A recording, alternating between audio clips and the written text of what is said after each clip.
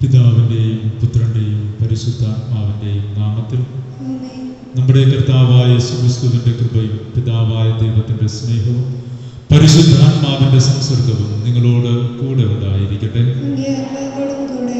ക്രിസ്തുവിൽ പ്രിയപ്പെട്ടവരെ, നല്ലവനായ ദൈവത്തിന്റെ ചിത്രമാണ് നാം ഇന്ന് സുവിശേഷത്തിൽ വായിക്കുന്നത്. അവിടുന്ന് നല്ലവനായതുകൊണ്ട് എല്ലാവർക്കും ആദ്യം വന്നവനും അവസാനം വന്നവനും ഒരുപോലെ കൂലി നൽകുവാൻ തീരുമാനിച്ചു. ഈ നന്മയെയാണ് നമ്മൾ മനസ്സിലാക്കുന്നത്. ഈ നന്മയുടെ പിന്നാലെയാണ് നമ്മൾ യാത്ര ചെയ്യുന്നത്. അതുകൊണ്ട് ദൈവത്തിൻ്റെ കൃപയിൽ പ്രത്യാശ അർപ്പിക്കാം. നമുക്ക് അവിടുന്ന് പ്രതിഫലം ഒരുക്കിയിട്ടുണ്ടെന്നും നമുക്ക് ആവശ്യമായത് അവിടുന്ന് നൽകുമെന്നുള്ള വലിയ പ്രത്യാശയോടുകൂടി തന്നെ നമുക്ക് ഈ ഭൂമിയിൽ ജീവിക്കാനായിട്ട് കഴിയട്ടെ. ദൈവത്തിൻ്റെ കൃപയിലും കാരുണ്യത്തിലും പ്രത്യാശ അർപ്പിച്ചുകൊണ്ട് നമുക്ക് ബലിയർപ്പിക്കാം. സർവശക്തനായ ദൈവത്തോടും സഹോദരൻ നിങ്ങളോടും ഞാൻ ഏറ്റുപറയുന്നു. എന്തെന്നാൽ വിചാരത്താലും വാക്കാലും പ്രവൃത്തിയാലും അപേക്ഷയാലും ഞാൻ വളരെയേറെ പാപം ചെയ്തു പോകും. എൻ്റെ പിഴ, എൻ്റെ വലിയ പിഴ. ആകയാൽ നിത്യകന്യകയായ പരിശുദ്ധ മറിയത്തോടും എല്ലാ മാലാഖമാരോടും വിശുദ്ധരോടും സഹോദരൻ നിങ്ങളോടും ഞാൻ അപേക്ഷിക്കുന്നു. എനിക്ക് വേണ്ടി നമ്മുടെ കർത്താവായ ദൈവത്തോട് പ്രാർത്ഥിക്കണമെന്ന്. സർവശക്തനായ ദൈവം കനിഞ്ഞ് പാപങ്ങൾ പൊറുത്ത് നമ്മെ ഇവരെയും നിത്യജീവിതത്തിലേക്ക് നയിക്കുമാറാകട്ടെ.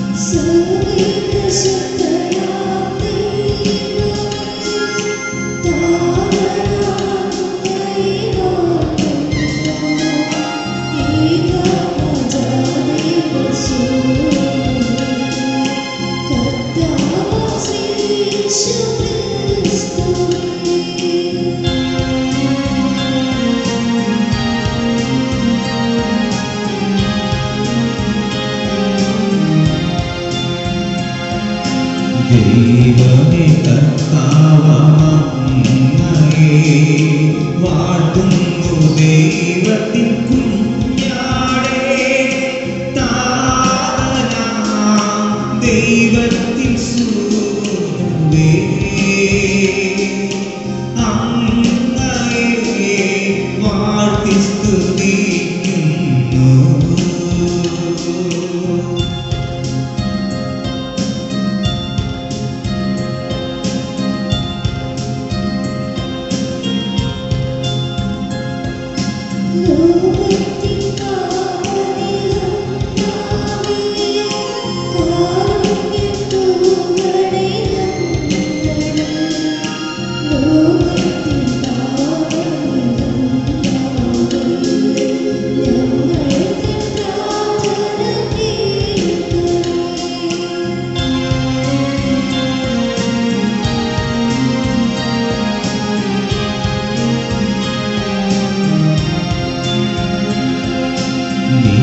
നിത്യപിതാവിന്റെ പാർശ്വത്തിൽ നേർവലം ഭാഗത്തിരുന്നിടും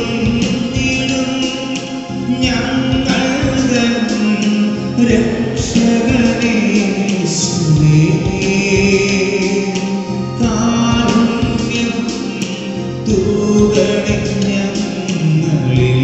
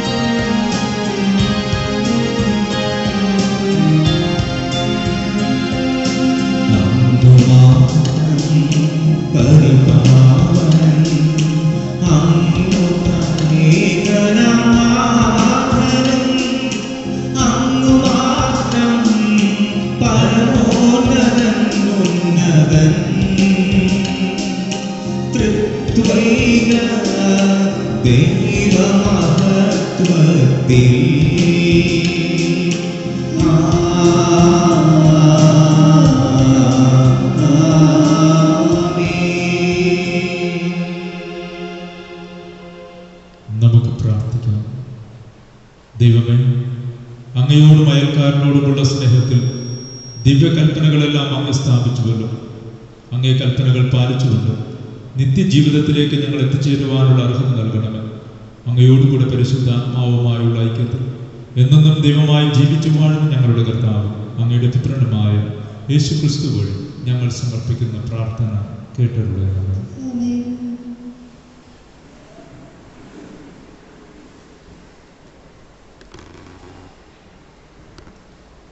യേശയ്യാപ്രവാചകന്റെ പുസ്തകത്തിൽ നിന്ന് കർത്താവിനെ കണ്ടെത്താൻ കഴിയുന്ന ഇപ്പോൾ തന്നെ അവിടുത്തെ അന്വേഷിക്കുവിൻ. അവിടുന്ന് അരികെയുള്ളപ്പോൾ അവിടുത്തെ വിളിക്കുവിൻ. ദുഷ്ടൻ തൻ്റെ മാർഗവും അധർമ്മി തൻ്റെ ചിന്താഗതികളും ഉപേക്ഷിക്കട്ടെ. അവിടുത്തെ കരുണ ലഭിക്കേണ്ടതിന് അവൻ കർത്താവിലേക്ക് തിരിയട്ടെ, നമ്മുടെ ദൈവത്തിലേക്ക് തിരിയട്ടെ. അവിടുന്ന് ഉദാരമായി ക്ഷമിക്കും. കർത്താവ് അരുളിച്ചെയ്യുന്നു, എൻ്റെ ചിന്തകൾ നിങ്ങളുടേതുപോലെയല്ല, നിങ്ങളുടെ വഴികൾ എൻ്റേതുപോലെയുമല്ല. ആകാശം ഭൂമിയേക്കാൾ ഉയർന്നു നിൽക്കുന്നു, അതുപോലെ എൻ്റെ വഴികളും ചിന്തകളും നിങ്ങളുടേതിനേക്കാൾ ഉന്നതമത്രേ. കർത്താവിൻ്റെ വചനം. ദൈവത്തിന് നന്ദി. തന്നെ വിളിച്ചപേക്ഷിക്കുന്നവർക്ക് കർത്താവ് സമീപസ്ഥനാണ്. തന്നെ വിളിച്ചപേക്ഷിക്കുന്നവർക്ക് കർത്താവ് സമീപസ്ഥനാണ്. അനുദിനം ഞാൻ അങ്ങയെ പുകഴ്ത്തും, അങ്ങയുടെ നാമത്തെ എന്നേക്കും വാഴ്ത്തും. കർത്താവ് വലിയവനും അവിടുത്തെ മഹത്വം അഗ്രാഹ്യമാണ്. തന്നെ വിളിച്ചപേക്ഷിക്കുന്നവർക്ക് കർത്താവ് സമീപസ്ഥനാണ്. കർത്താവ് കൃപാലും കരുണാമയനും ക്ഷമാശീലനും സ്നേഹസമ്പന്നനുമാണ്. കർത്താവ് എല്ലാവർക്കും നല്ലവനാണ്. തൻ്റെ സർവ്വസൃഷ്ടിയുടെ മേൽ അവിടുന്ന് കരുണ ചൊരിയുന്നു. തന്നെ വിളിച്ചപേക്ഷിക്കുന്നവർക്ക് കർത്താവ് സമീപസ്ഥനാണ്. കർത്താവിൻ്റെ വഴികൾ നീതിനിഷ്ഠവും അവിടുത്തെ പ്രവർത്തികൾ കൃപാപൂർണവുമാണ്. തന്നെ വിളിച്ചപേക്ഷിക്കുന്നവർക്ക് ഹൃദയപരമാർത്ഥതയോടെ വിളിച്ചപേക്ഷിക്കുന്നവർക്ക് കർത്താവ് സമീപസ്ഥനാണ്. തന്നെ വിളിച്ചപേക്ഷിക്കുന്നവർക്ക് കർത്താവ് സമീപസ്ഥനാണ്. വിശുദ്ധ പൗലോസ് അപ്പോസ്തലൻ ഫിലിപ്പിയർക്ക് എഴുതിയ ലേഖനത്തിൽ നിന്ന്: സഹോദരരെ, ക്രിസ്തു എൻ്റെ ശരീരത്തിൽ ജീവിതം വഴിയോ മരണം വഴിയോ മഹത്വപ്പെടണമെന്നും എനിക്ക് തീവ്രമായ ആഗ്രഹവും പ്രതീക്ഷയുമുണ്ട്. എനിക്ക് ജീവിതം ക്രിസ്തുവും മരണം നേട്ടവുമാണ്. ശാരീരികമായി ഇനിയും ഞാൻ ജീവിക്കുകയാണെങ്കിൽ ഫലപ്രദമായി ജോലി ചെയ്യാൻ സാധിക്കും. എങ്കിലും ഏതാണ് തിരഞ്ഞെടുക്കേണ്ടതെന്ന് എനിക്കറിഞ്ഞുകൂടാ. ഇവ രണ്ടിനുമിടയിൽ ഞാൻ ഞെരുങ്ങുന്നു. എങ്കിലും എൻ്റെ ആഗ്രഹം മരിച്ച് ക്രിസ്തുവിനോടുകൂടെ ആയിരിക്കാനാണ്. കാരണം അതാണ് കൂടുതൽ ശ്രേഷ്ഠം. പക്ഷേ ഞാൻ ശരീരത്തിൽ തുടരുക നിങ്ങളെ സംബന്ധിച്ചിടത്തോളം കൂടുതൽ ആവശ്യമാണ്. ക്രിസ്തുവിൻ്റെ സുവിശേഷത്തിന് യോഗ്യമായ രീതിയിൽ നിങ്ങൾ ജീവിക്കണമെന്ന് മാത്രം. കർത്താവിൻ്റെ വചനം. Hallelujah, hallelujah. കർത്താവേ, അങ്ങേ പുത്രന്റെ വചനം ഗ്രഹിക്കുന്നതിന് ഞങ്ങളുടെ ഹൃദയത്തെ തുറക്കണമേ. ഹല്ലേലൂയ.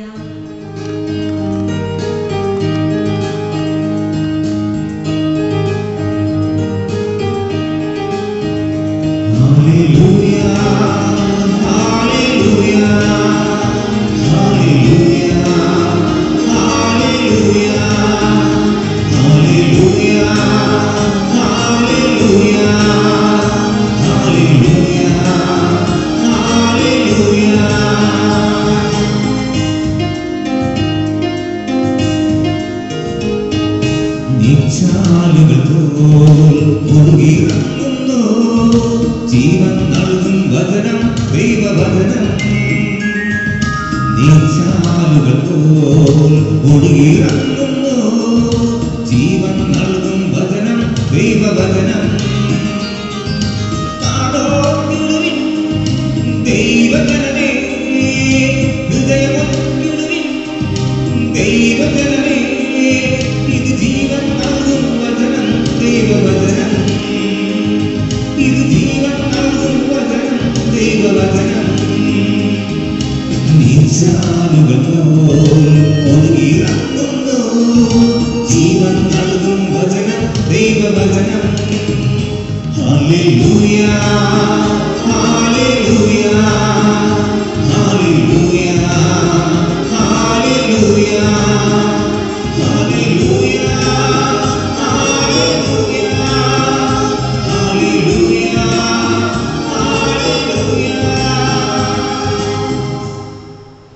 കർത്താവ് നിങ്ങളോട് കൂടെ. മത്തായി എഴുതിയ വിശുദ്ധ സുവിശേഷത്തിൽ നിന്ന്.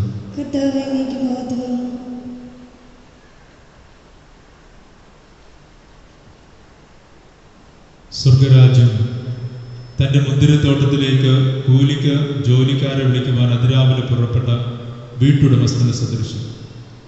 ദിവസം ഒരു ധനാറ വീതം വേതനം നൽകാമെന്ന കരാറിൽ അവൻ അവരെ തൻ്റെ മുന്തിരിത്തോട്ടത്തിലേക്ക് അയച്ചു. ഏകദേശം 3-ാം മണിക്കൂറിൽ അവൻ പുറത്തിറങ്ങിയപ്പോൾ ചിലർ ചന്തസ്ഥലത്ത് തടസ്സമായി നിൽക്കുന്നത് കണ്ട് അവരോട് പറഞ്ഞു, നിങ്ങൾ മുന്തിരിത്തോട്ടത്തിലേക്ക് ചെല്ലുവിൻ, ന്യായമായ വേതനം നിങ്ങൾക്ക് ഞാൻ തരാം. അവരും പോയി. വീണ്ടും ഏകദേശം 6-ാം മണിക്കൂറിലും 9-ാം മണിക്കൂറിലും പുറത്തേക്ക് ഇറങ്ങിയപ്പോഴും അവൻ ഇതുപോലെ തന്നെ ചെയ്തു. ഏകദേശം 11-ാം മണിക്കൂറിൽ അവൻ പുറത്തിറങ്ങിയപ്പോഴും അവിടെ ചിലർ നിൽക്കുന്നത് കണ്ട് അവരോട് ചോദിച്ചു, നിങ്ങൾ ദിവസം മുഴുവൻ അലസരായി നിൽക്കുന്നത് എന്ത്? ഞങ്ങളെ ആരും വേലയ്ക്ക് വിളിക്കാത്തത് കൊണ്ടെന്ന് അവർ മറുപടി നൽകി. അവൻ പറഞ്ഞു, നിങ്ങളും മുന്തിരിത്തോട്ടത്തിലേക്ക് ചെല്ലുവിൻ. വൈകുന്നേരമായപ്പോൾ മുന്തിരിത്തോട്ടത്തിൻ്റെ ഉടമസ്ഥൻ കാര്യസ്ഥരോട് പറഞ്ഞു, ജോലിക്കാരെ വിളിച്ച് അവസാനത്തെ ആളുകൾക്ക് തുടങ്ങി ആദ്യത്തെ ആളുകൾക്ക് വരെ കൂലി കൊടുക്കുക. 11ാം മണിക്കൂറിൽ വന്നവർക്ക് ഓരോ ദിനാർ വീതം ലഭിച്ചു. തങ്ങൾക്ക് കൂടുതൽ ലഭിക്കുമെന്ന് ആദ്യം വന്നവർ വിചാരിച്ചു. എന്നാൽ അവർക്കും ഓരോ ദിനാർ കിട്ടി. അത് വാങ്ങിക്കുമ്പോൾ അവർ വീട്ടുടമസ്ഥനെതിരെ പിറുപിറുത്തു. ഈ അവസാനത്തെ ആളുകൾ 1 മണിക്കൂറേ ജോലി ചെയ്തുള്ളൂ, എന്നിട്ടും ദിവസത്തിന്റെ ഭാരവും ചൂടും സഹിച്ച് ഞങ്ങളോട് അവരെ നീ തുല്യരാക്കിയല്ലോ. അവൻ അവരിൽ ഒരുവനോട് മറുപടി പറഞ്ഞു, സ്നേഹിത, ഞാൻ നിന്നോട് ഒരു അനീതിയും ചെയ്യുന്നില്ല. 1 ദിനാറേക്കല്ലേ നീ എന്നോട് സമ്മതിച്ചത്? നിനക്കുള്ളത് വാങ്ങിക്കൊണ്ട് പോയിക്കൊള്ളുക. നിനക്കെന്നതുപോലെ അവസാനത്തെ ആൾക്കും കൊടുക്കുവാൻ ഞാൻ ഇച്ഛിക്കുന്നു. എനിക്കുള്ളത് കൊണ്ട് ഞാൻ ഇച്ഛിക്കുന്നത് ചെയ്യാൻ എനിക്ക് പാടില്ലെന്ന്. ഞാൻ നല്ലവനായതുകൊണ്ട് നീ എന്തിന് അസൂയപ്പെടുന്നു? ഇപ്രകാരം പിൻപന്മാർ മുൻപന്മാരും മുൻപന്മാർ പിൻപന്മാരുമാകും. കർത്താവിന്റെ സുവിശേഷം.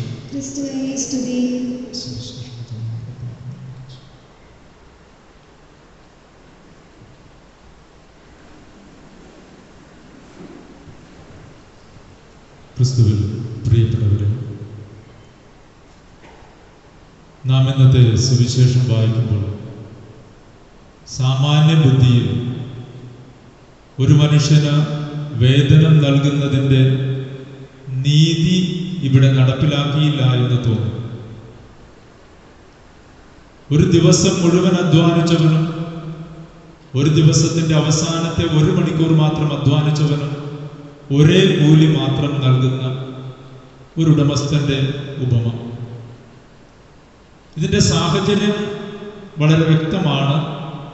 നാം ഈ സുവിശേഷം വായിക്കുമ്പോൾ എന്തുകൊണ്ട് ഇങ്ങനെ ഒരു സുവിശേഷം പറഞ്ഞു, അല്ലെങ്കിൽ എന്തുകൊണ്ട് ഇങ്ങനെ ഒരു ഉപമ പറഞ്ഞു, ഇതുപോലൊരു സന്ദേശം പറയാൻ എന്തുകൊണ്ട് മുന്തിരിത്തോട്ടവും മുന്തിരിയും വീഞ്ഞും ഒക്കെ ഉപയോഗിച്ചു എന്നുള്ളത് ചിന്താവിഷയം.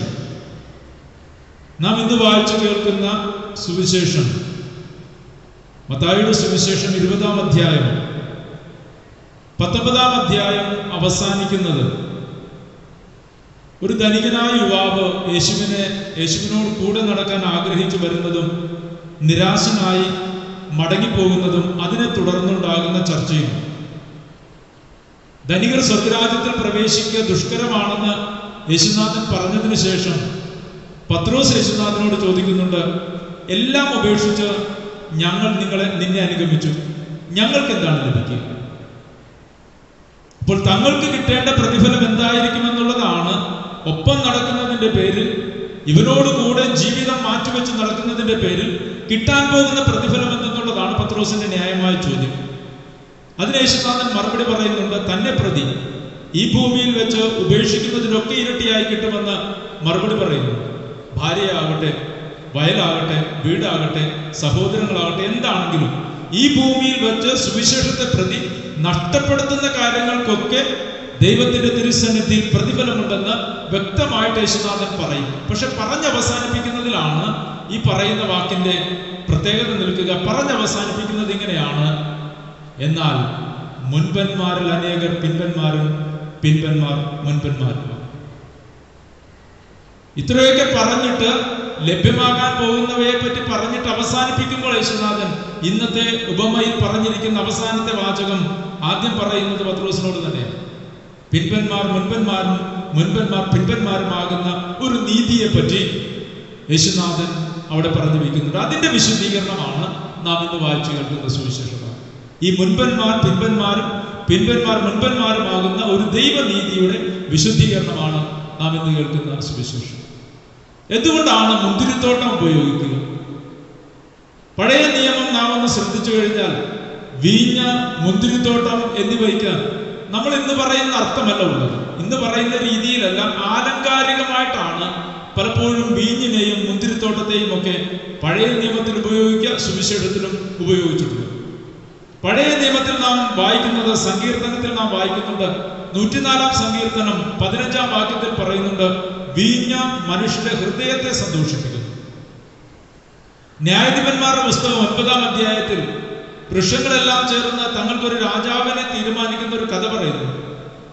അങ്ങനെ കഥ പറയുന്ന സമയത്ത് എല്ലാവരും കൂടി ചെന്നിട്ട് മുന്തിരിവള്ളിയോട് ഞങ്ങളുടെ രാജാവായിരിക്കാനായിട്ട് ആവശ്യപ്പെടുന്ന സമയത്ത് മുന്തിരിവള്ളി അതിനെ സമ്മതിക്കാതിരിക്കുന്നതിന്റെ കാരണം പറയുന്നത് ഇതാണ്, മനുഷ്യരെയും ദേവന്മാരെയും സന്തോഷിപ്പിക്കുന്ന വീഞ്ഞ് ഉപേക്ഷിച്ച് ഞാൻ നിങ്ങളുടെ രാജാവായിരിക്കില്ല. മനുഷ്യരെയും ദേവന്മാരെയും സന്തോഷിപ്പിക്കുന്ന വീഞ്ഞ്. സഭാപ്രസംഗകൻ 10-ാം അധ്യായം 19-ാം വാക്യത്തിൽ പറയുന്നുണ്ട്, വീഞ്ഞ് ജീവിതത്തിന് ആനന്ദം പകരുന്നു.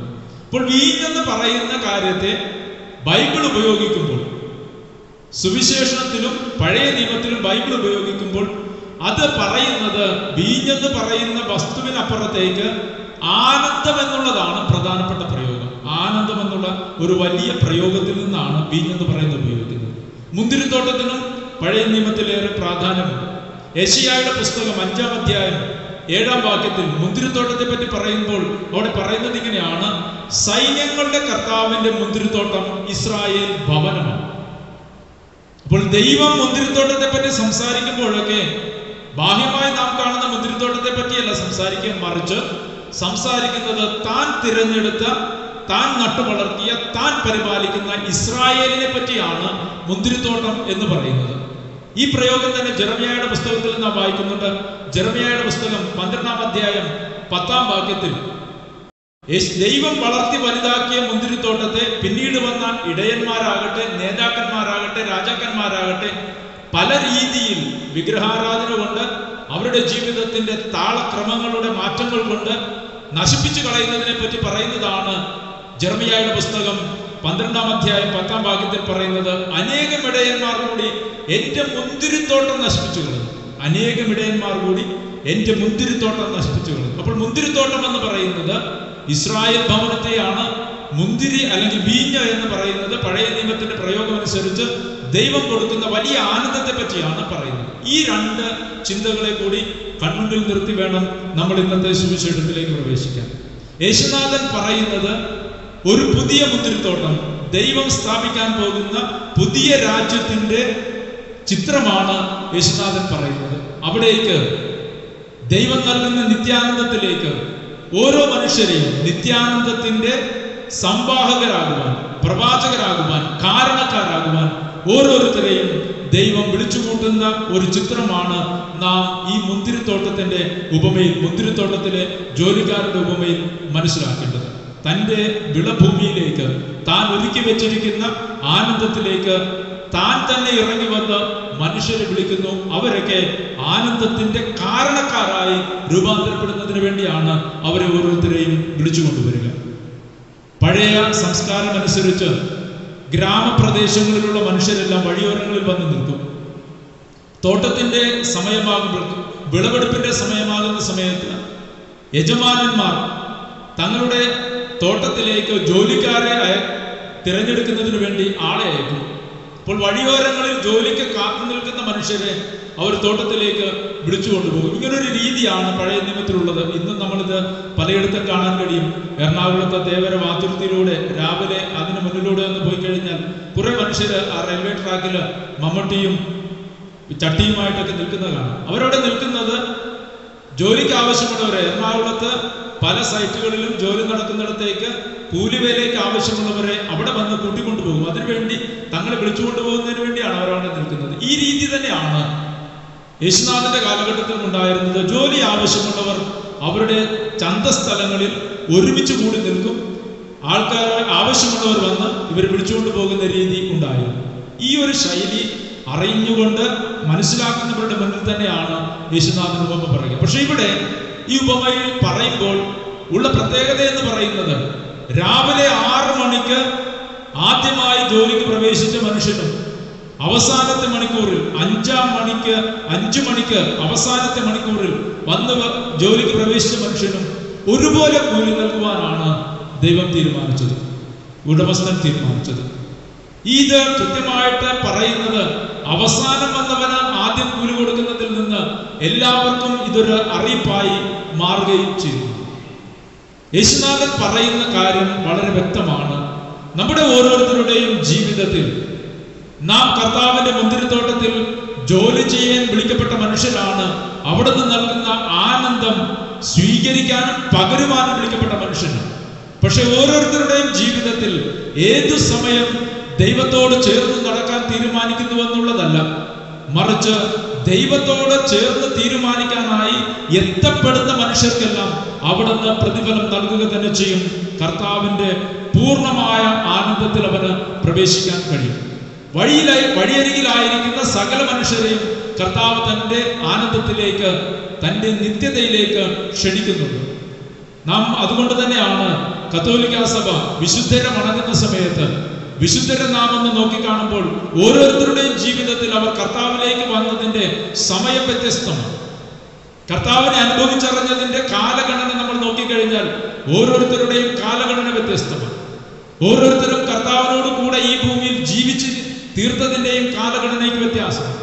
എങ്കിലും വിശുദ്ധൻ എന്ന പദവിയിൽ നാം നോക്കിക്കാണുമ്പോൾ എല്ലാവർക്കും തുല്യമായ അവകാശമാണ്, തുല്യമായ കാര്യമാണ് നാം നൽകുന്നത്, തുല്യമായ വണക്കമാണ് നാം അവർക്ക് നൽകുന്നത്. കാരണം കർത്താവ് നൽകുന്ന പ്രതിഫലത്തിന് അവിടെ പ്രായവ്യത്യാസമില്ല, കാലഗണനയില്ല. അവൻ നൽകുന്നത് എല്ലാവർക്കും തുല്യമായി അവന്റെ നന്മയിൽ നിന്നാണ് പ്രദാനം ചെയ്യുന്നത്.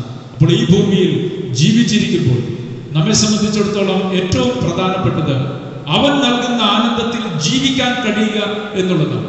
അവൻ നൽകുന്ന ആനന്ദത്തിന്റെ കാരണക്കാരനായി ജീവിക്കാൻ കഴിയുക എന്നുള്ളതാണ്. ഇത് പങ്കുവയ്ക്കാനായി കഴിവുള്ളവനായി രൂപാന്തരപ്പെടുകയുള്ളൂ എന്നുള്ളതാണ്. എല്ലാവർക്കും ഒരേ ഒരു പ്രതിഫലമേ അവൻ കരുതി വെച്ചിട്ടുള്ളൂ. എല്ലാവർക്കുമായി അവൻ നൽകുന്ന ഏക പ്രതിഫലം അവന്റെ നിത്യാനന്ദത്തിലേക്കുള്ള പങ്കുചേരൽ, അവനോട് കൂടെ ആയിരിക്കാനായുള്ള കൃപയാണ്. അതുകൊണ്ട് ഈ ഭൂമിയിലെ തീർത്ഥാടനത്തിൽ നമുക്ക് പ്രത്യേകമായി പ്രാർത്ഥിക്കാനുള്ളത് ഒന്ന് മാത്രമേ ഉള്ളൂ. നമ്മുടെ ജീവിതത്തിൽ ഏറെ നമ്മൾ അധ്വാനിക്കുന്നുണ്ട് എന്ന് കരുതിയിട്ട് നമ്മുടെ ജീവിതത്തിലേക്ക് മറ്റുള്ളവരെയും മാറ്റി നിർത്തേണ്ട കാര്യമില്ല എന്നുള്ളതാണ് പ്രധാനപ്പെട്ടത്. ഞാൻ കുറെ പ്രാർത്ഥിക്കുന്നു, ഞാൻ ദേവാലയത്തിൽ എപ്പോഴും വരുന്നുണ്ട്, എൻ്റെ കുടുംബത്തിലെ കാര്യങ്ങൾ നന്നായി ചെയ്യുന്നുണ്ട്, നീതിപൂർവമായി ജീവിക്കുന്നുണ്ട് എന്നുള്ള ഒറ്റ കാരണം കൊണ്ട് എന്നോടുകൂടെ ആയിരിക്കുന്ന ഒരാളെയും എനിക്ക് മാറ്റി നിർത്താനായി അവകാശമില്ല. കാരണം അവസാനത്തെ നിമിഷം, മരണത്തിന്റെ തൊട്ടടുത്ത നിമിഷം, നല്ല കള്ളന് സ്വർഗം വാഗ്ദാനം ചെയ്യാൻ ദൈവം തീരുമാനസായെങ്കിൽ അതവന്റെ നന്മയാണ്, അതവന്റെ നീതിബോധമാണ്. ആ നീതിബോധത്തിലാണ് നമ്മൾ പ്രത്യാശ അർപ്പിക്കുന്നത്. ഒരാളെയും മാറ്റി നിർത്താനായി എനിക്കോ നിനക്കോ അവകാശമില്ല. ഇന്ന് നിന്റെ കൺമുന്നിൽ പാപി എന്ന് കരുതുന്നവന് അവസാന നിമിഷത്തെ അനുതാപം കൊണ്ട് കർത്താവ് നിന്നോടൊപ്പം തുല്യത നൽകുമെന്നുള്ള കാര്യത്തിൽ നിനക്ക് ബോധമുണ്ടാവുക. അതാണ് കർത്താവിന്റെ നീതി, അതാണ് കർത്താവിന്റെ നന്മ. അതുകൊണ്ട് നിന്റെ ജീവിതത്തിൽ നിന്റെ തിരഞ്ഞെടുപ്പാകട്ടെ, നീ ചെയ്യുന്ന പ്രവൃത്തികളാകട്ടെ, ഇതിനെല്ലാത്തിനും കർത്താവിൽ ആനന്ദിച്ച് ജീവിക്കാനായി കഴിയുക. ഒന്ന് മാത്രമേ നമുക്ക് ഈ ഭൂമിയിൽ കൂടുതലായി ലഭ്യമാകുന്നുള്ളൂ. നീ ആയിരിക്കുന്നിടത്തോളം കാലം കർത്താവിന്റെ നന്മയിൽ ജീവിക്കാൻ നിനക്ക് കഴിഞ്ഞു എന്നുള്ളത് മാത്രമാണ് നിന്റെ ജീവിതത്തിന്റെ ഈ ഭൂമിയിൽ നിനക്ക് കിട്ടുന്ന പ്രതിഫലം. അതുകൊണ്ട് തിരഞ്ഞെടുപ്പിൽ നല്ല ബോധ്യം നമുക്കുണ്ടാവുക. തിരഞ്ഞെടുപ്പിന്റെ പ്രതിഫലത്തെ പറ്റി നമുക്കെപ്പോഴും ബോധ്യമുണ്ടാവുക. നീ എന്തുമാത്രം അധ്വാനിക്കുന്നു എന്നതിനേക്കാൾ അപ്പുറത്തേക്ക് നിനക്കെപ്പോഴും നിന്നോടുകൂടെ ആയിരിക്കുന്നവർക്ക് കർത്താവിന്റെ ആനന്ദം കൊടുക്കാനുള്ള വിളിയാണുള്ളതെന്നുള്ള ബോധം നിനക്കുണ്ടാവുക. അതാണ് മർമ്മപ്രധാനമായത്. നിന്നോട് കൂടെ ആയിരിക്കുന്നവർക്ക് കർത്താവിന്റെ ആനന്ദം പങ്കുവയ്ക്കാനാണ് നിന്നെ വിളിച്ചിരിക്കുന്നതെന്നുള്ള വലിയ ബോധ്യത്തിൽ നിനക്ക് ജീവിക്കാൻ കഴിയുക. ആരെയും മാറ്റി നിർത്താതിരിക്കുക, ആരെയും വിധിച്ചു മാറ്റാതിരിക്കുക. കാരണം കർത്താവ് നോക്കുന്നത് അവന്റെ ഹൃദയത്തിലേക്ക് മാത്രമാണ്. എനിക്കും നിനക്കും അറിയാത്ത ഹൃദയവിചാരങ്ങളാണ് മറ്റുള്ളവർക്കുള്ളതെന്ന് കൃത്യമായി അറിയുക. ദൈവം മാത്രം അറിയുന്ന അനുതാപത്തിന്റെ കണ്ണുനീരിലേക്കാണ് കർത്താവ് നോക്കുന്നത്. അത് കാലഗണന വെച്ചോ ജീവിതത്തിന്റെ വഴിത്താരകൾ വെച്ചൊക്കെ തീരുമാനിക്കുന്നതെന്നുള്ള ബോധ്യത്തോടു കൂടി എല്ലാവരെയും ഉൾക്കൊള്ളാനുള്ള വലിയ മനസ്സിന് വേണ്ടി പ്രാർത്ഥിക്കുന്നു.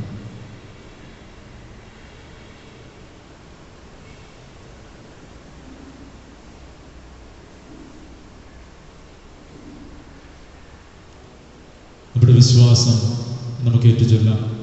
ഏകദൈവത്തിൽ ഞാൻ വിശ്വസിക്കുന്നു. സ്വർഗ്ഗത്തിന്റെയും ഭൂമിയുടെയും ദൃശ്യദർശനങ്ങളായ സൃഷ്ടാവായ പിതാവിനെ ഞാൻ വിശ്വസിക്കുന്നു.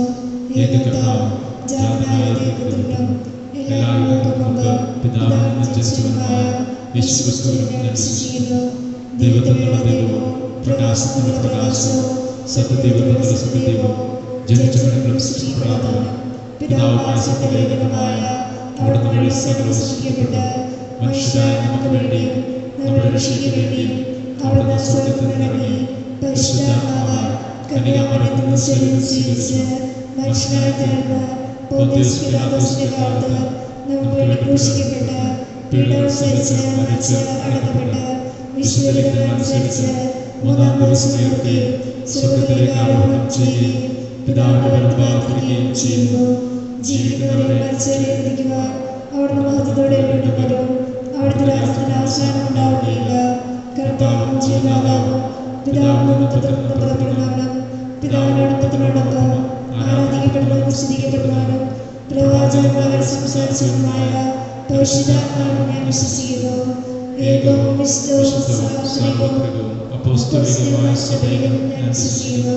പാപമോചനത്തിനായുള്ള ഏകജ്ഞാനസ്നാനം ഞാൻ ഏറ്റുപറയുകയും മരിച്ചവരുടെ ഉയർപ്പും വരാനിരിക്കുന്ന ദൈവത്തിന്റെ ജീവിതവും ഞാൻ പ്രതീക്ഷിക്കുകയും ചെയ്യുന്നു.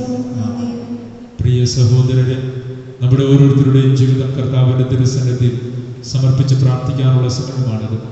നമ്മെ ഓരോരുത്തരെയും അവിടുന്ന് കാരുണ്യപൂർവ്വം കടാക്ഷിക്കുന്നു. അവിടുന്ന് നല്ലവനാണെന്നുള്ളത് നമ്മുടെ ജീവിതത്തിന് ഏറ്റവും വലിയ പ്രതീക്ഷയുമാണ്.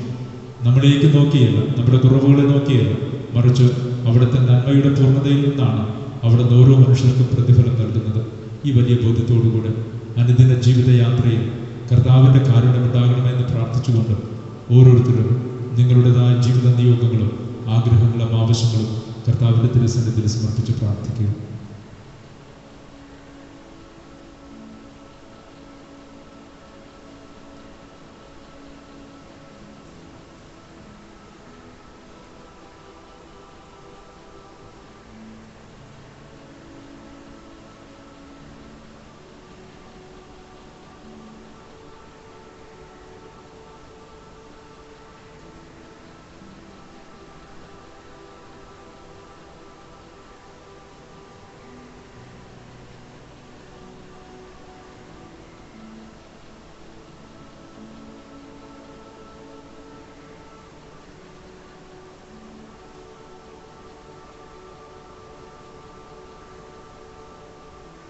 കൃപാനിധിയായ തമ്പുരാനെ, ഞങ്ങളുടെ യോഗ്യതകളാലല്ല അങ്ങയുടെ അനന്തമായ കാരുണ്യത്തിൽ പ്രത്യാശ അർപ്പിച്ചുകൊണ്ട് ഞങ്ങളുടെ ജീവിതത്തിൻ്റെ ആവശ്യങ്ങളും ബുദ്ധിമുട്ടുകളും അങ്ങയുടെ തിരുസന്നിധിയിൽ സമർപ്പിക്കുന്നു. തമ്പുരാനെ, അങ്ങയുടെ സ്നേഹം അനുഗ്രഹമായി ഞങ്ങളിലേക്ക് പെയ്തിറങ്ങട്ടെ. കർത്താവായ ക്രിസ്തു വഴി ഞങ്ങൾ സമർപ്പിക്കുന്ന പ്രാർത്ഥന കേട്ടവരാണ്. ആമേൻ.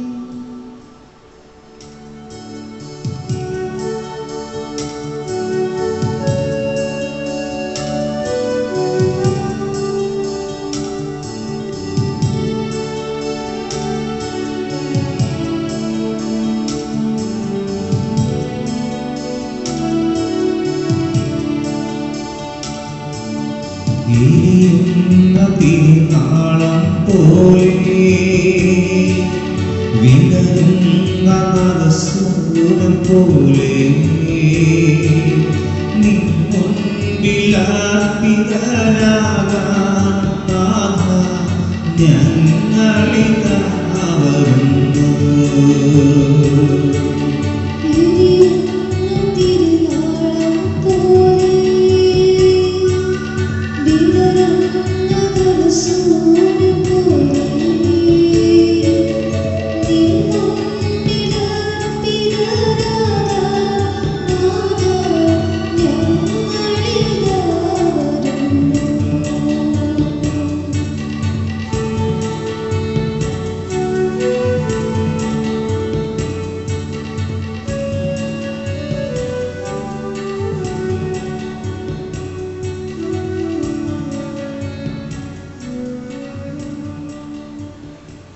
പ്രിയ സഹോദരരെ, നമ്മളൊന്നു ചേർന്ന് അർപ്പിക്കുന്ന ഈ ബലി സർവശക്തനും പിതാവുമായ ദൈവത്തിന് സ്വീകാര്യമായി തീരുന്നതിന് വേണ്ടി നിങ്ങൾ പ്രാർത്ഥിക്കുവിൻ.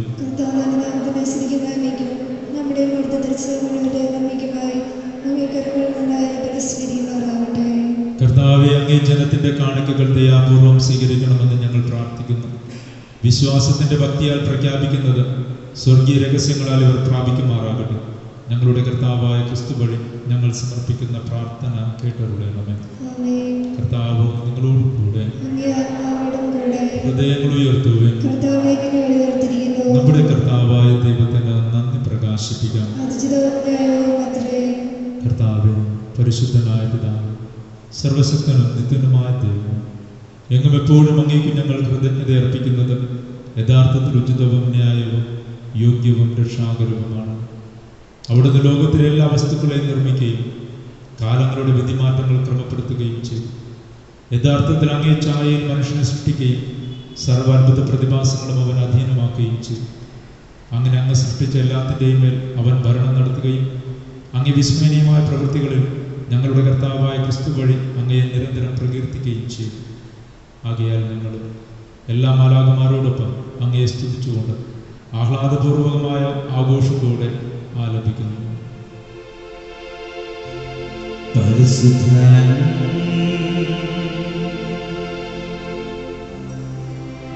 പരിശുദ്ധൻ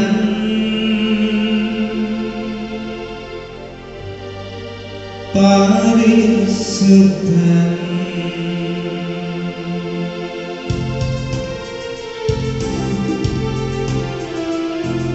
സൈന്യങ്ങൾ തൻ കർത്താവാം ദൈവം പരിശുദ്ധൻ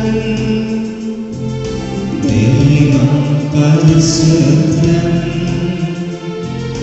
നിരുപമങ്ങേ മഹിമകളാം നിറഞ്ഞു മഹിയും വിണ്ടലവും ഹോസാന ഹോസാന അത്യുന്നതങ്ങളിൽ ഹോസാന.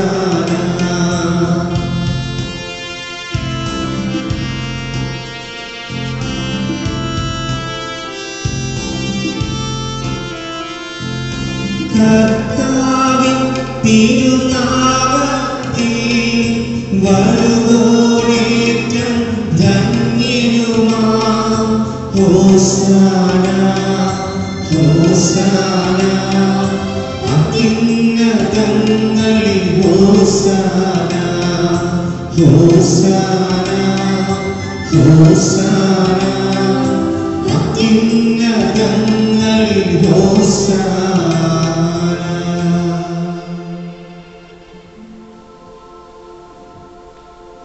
പിതാവേ, സർവവിശുദ്ധിയുടെയും ഉറവിടമായ സത്യമായും പരിശുദ്ധമാകുന്നു. അങ്ങയുടെ ആത്മാവിനാൽ ഈ കാണിക്കകൾ പവിത്രമാക്കുന്നു. ഇവ ഞങ്ങളുടെ കർത്താവായ യേശുക്രിസ്തുവിന്റെ തിരുശരീരവും തിരുരക്തവുമായി തീരുമാനമാണ്. അവിടെ നെറ്റിക്കൊടുക്കപ്പെട്ടു സമനസാനത്തിൻ്റെ സഹിച്ചത് ഒപ്പമെടുത്ത് കൃതജ്ഞത പ്രകാശിപ്പിച്ചു മുറിച്ചു തൻ്റെ ശിഷ്യന്മാർക്ക് കൊടുത്തുകൊണ്ട് ആരംഭിച്ചു. എല്ലാവരും ഇതിൽ നിന്ന് വാങ്ങി ഭക്ഷിക്കുന്നു. എന്തെന്നാൽ ഇത് നിങ്ങൾക്ക് വേണ്ടി അർപ്പിക്കുവാനിരിക്കുന്നു എൻ്റെ ശരീരമാണ്.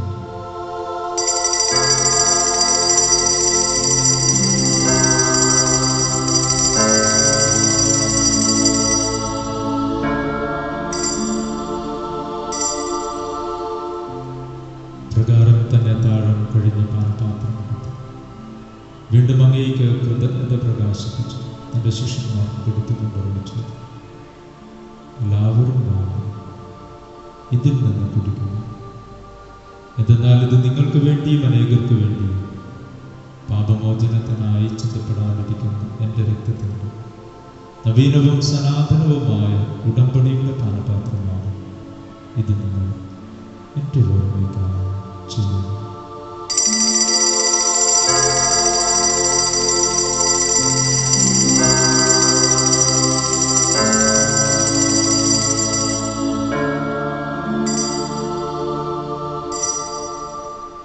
വിശ്വാസത്തിന്റെ രഹസ്യം. കർത്താവേ, അങ്ങയുടെ വരുന്നത് വരെ അങ്ങയെ മരണം ഞങ്ങൾ പ്രഖ്യാപിക്കുന്നു, അങ്ങയെ അർപ്പിക്കാനായിട്ട് പറയുന്നു. ആകയാൽ കർത്താവേ, അവിടുത്തെ മരണവും ഉയർപ്പും ഓർത്തുകൊണ്ട് അങ്ങയുടെ തിരുമുൻപിൽ നിൽക്കുന്നത് അങ്ങയെ പരിചരിക്കുന്നതിനും അർഹരാക്കി തീർത്തതിന് നന്ദി പറഞ്ഞുകൊണ്ട് ജീവന്റെ അപ്പവും രക്ഷയുടെ പാനപാത്രവും ഞങ്ങൾ അങ്ങേക്ക് അർപ്പിക്കുന്നു. ക്രിസ്തുവിൻ്റെ ശരീരത്തിലും രക്തത്തിലും പങ്കുചേരുന്ന ഞങ്ങൾ പരിശുദ്ധാത്മാവിലൊന്നായി ചേർക്കണമെന്ന് താഴ്മയോട് ഞങ്ങൾ അപേക്ഷിക്കുന്നു. കർത്താവെ, ലോകമെങ്ങും വ്യാപിച്ചു കിടക്കുന്ന തിരുസഭയെ ഓർക്കണം. അങ്ങയുടെ ദാസനായ ഫ്രാൻസിസ് പാപ്പായോടും ഞങ്ങളുടെ രൂപതാധ്യക്ഷനായ ജോസഫ് മെത്രാനോടും വൈദിക ഗണത്തോടും ആത്മായരോടും സമർപ്പിതരോടുമൊത്ത് സഭയെ അങ്ങ് സ്നേഹത്തിൻ്റെ പൂർണ്ണതയിലെത്തിക്കുന്നു. ഉയർപ്പിൻ്റെ പ്രത്യാശയോടെ നിദ്രകൊള്ളുന്ന ഞങ്ങളുടെ സഹോദരങ്ങളെയും അങ്ങയുടെ കാരുണ്യത്തിൽ മരണമടഞ്ഞ സകലരെയും അങ്ങ് ഓർക്കുകയും അങ്ങയുടെ മുഖത്തിൻ്റെ പ്രകാശത്തിലേക്ക് അവരെ അങ്ങ് സ്വീകരിക്കുകയും ചെയ്യുന്നു. ഞങ്ങളെല്ലാവരുടെയും മേൽ കനിയണമെന്ന് ഞങ്ങൾ പ്രാർത്ഥിക്കുന്നു. അങ്ങനെ ദൈവമാതാവായ പരിശുദ്ധ കന്യകാമറിയത്തോട് ആ കന്യകയുടെ ഭർത്താവായ ഭാഗ്യപ്പെട്ട യോസേപ്പിതാവിനോട് അനുഗ്രഹീതരായ അപ്പോസ്തലന്മാരോടും ഞങ്ങളുടെ സ്വർഗീയ മധ്യസ്ഥന വിശുദ്ധ ഗീവർഗീസിനോടും ലോകാരംഭം മുതൽ അങ്ങേക്ക് പ്രിയങ്കരമാംവിധം ജീവിതം നയിച്ച സകല വിശുദ്ധരോടും നിത്യജീവനിൽ പങ്കുചേരുവാൻ ഞങ്ങളെവരെയും അർഹരാക്കി തീർക്കുകയും അങ്ങയുടെ പുത്രനായ ക്രിസ്തു വഴി ഞങ്ങൾ അങ്ങേ സ്തുതിക്കുകയും മഹത്വപ്പെടുത്തുകയും ചെയ്യുവാനായിരിക്കും. ക്രിസ്തുവിലൂടെ ക്രിസ്തുവിനോടുകൂടെ ക്രിസ്തുവിൽ സർവശക്തനായ ദൈവവും പിതാവുമായ ഐക്യം പരിശുദ്ധാത്മാവുമായുള്ള ഐക്യത്തിൽ എല്ലാ ബഹുമതിയും മഹത്വവും എന്നും എന്നയിക്കും. ദൈവത്തെ പിതാവെ എന്ന് വിളിച്ച് പ്രാർത്ഥിക്കുവാൻ ക്രിസ്തുനാഥൻ നമ്മെ പഠിപ്പിച്ചു. മക്കൾക്കടുത്ത വിശ്വാസത്തോടും പ്രത്യാശയോടും കൂടെ യേശുനാഥൻ നമ്മെ പഠിപ്പിച്ച പ്രാർത്ഥന നമുക്ക് ഒന്നുചേർന്ന് ആലപിക്കാം.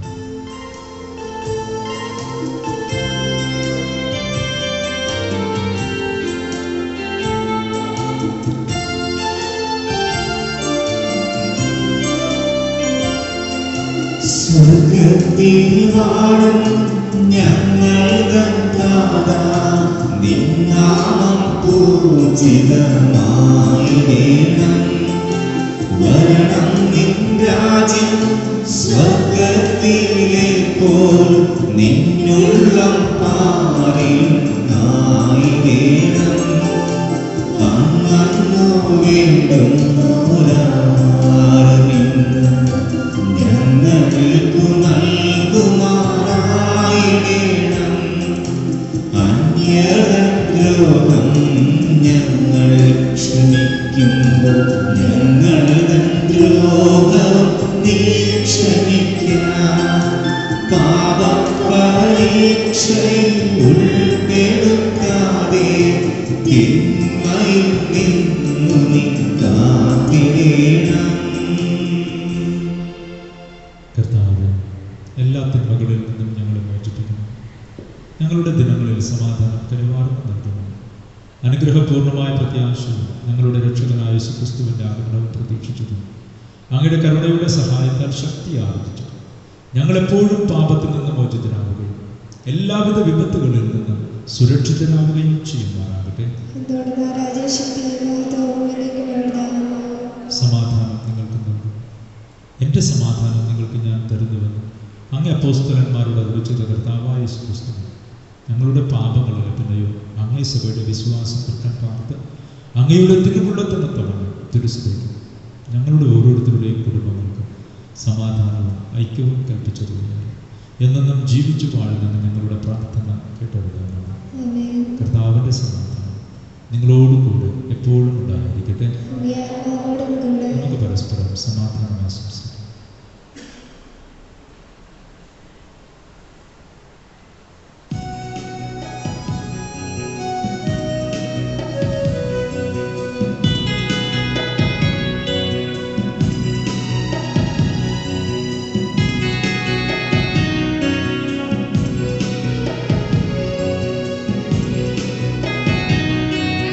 യോഗത്തിൻ പാപങ്ങൾ നീക്കിടും ദൈവത്തിൻ കുഞ്ഞാടേ, ഞങ്ങളിൽ നീ കനിയണമേ.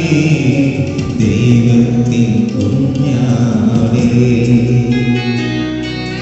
യോഗത്തിൻ പാപങ്ങൾ നീക്കിടും ദൈവത്തിൻ കുഞ്ഞാടേ, ഞങ്ങളിൽ നീ കനിയണമേ. ദൈവത്തിൻ കുഞ്ഞാടേ, ലോകത്തിൻ പാപങ്ങൾ നീക്കിടും ദൈവത്തിൻ കുഞ്ഞാടേ, ഞങ്ങൾക്കു ശാന്തി നൽകണമേ. ശാന്തി നൽകണമേ, ശാന്തി നൽകണമേ. ഇതാ ദൈവത്തിൻ്റെ കുഞ്ഞാട്, ഇതാ എല്ലാ ലോകത്തിന്റെ പാപങ്ങൾ നീക്കുന്നവർ, ദിവ്യകുഞ്ഞാടിന്റെ വിരുന്നിന് ക്ഷണിക്കപ്പെട്ടിരിക്കുന്നവർ ഭാഗ്യവാന്മാർ. കർത്താവേ, അങ്ങയുടെ ഭവനത്തിൽ പ്രവേശിക്കുവാനുള്ള യോഗ്യനല്ല. അങ്ങയുടെ വാക്കുച്ചരിച്ചാൽ മാത്രം മതി, എന്റെ ആത്മാവ് സുഖം പ്രാപിക്കും.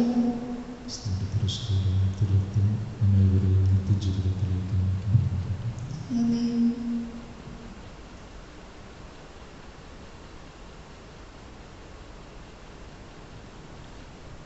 അരൂപയിലുള്ള ദിവ്യഗാന സ്വീകരണം. എൻ്റെ യേശുവേ, എന്റെ യേശുവേ, അങ്ങ് അങ്ങ് ദിവ്യഗാന കൂദാശയിൽ ദിവ്യകാരുണ്യകൂദാശയിൽ സന്നിഹിതനാണെന്ന് ഞാൻ വിശ്വസിക്കുന്നു. എല്ലാ വസ്തുക്കളെക്കാൾ ഞാൻ അങ്ങയെ സ്നേഹിക്കുകയും എൻ്റെ ആത്മാവിൽ അങ്ങയെ സ്വീകരിക്കുവാൻ ഞാൻ ആഗ്രഹിക്കുകയും ചെയ്തു. ദിവ്യ കൂദാശയിൽ അങ്ങയെ സ്വീകരിക്കുവാൻ ഇപ്പോൾ എനിക്ക് സാധ്യമല്ലാത്തതിനാൽ അരൂപയിൽ എൻ്റെ ഹൃദയത്തിലേക്ക് അങ്ങ് എഴുന്നള്ളി വരണമേ. അങ്ങ് എന്നിൽ സന്നിഹിതനാണെന്ന് വിശ്വസിച്ച് ഞാൻ അങ്ങയെ ആശ്ലേഷിക്കുകയും എന്നെ അങ്ങയോട് പൂർണ്ണമായും ഐക്യപ്പെടുത്തുവാൻ ആഗ്രഹിക്കുകയും ചെയ്തു. ഒരിക്കലും അങ്ങയിൽ നിന്ന് അകലാൻ എന്നെ അനുവദിക്കരുതേ. ആമേൻ.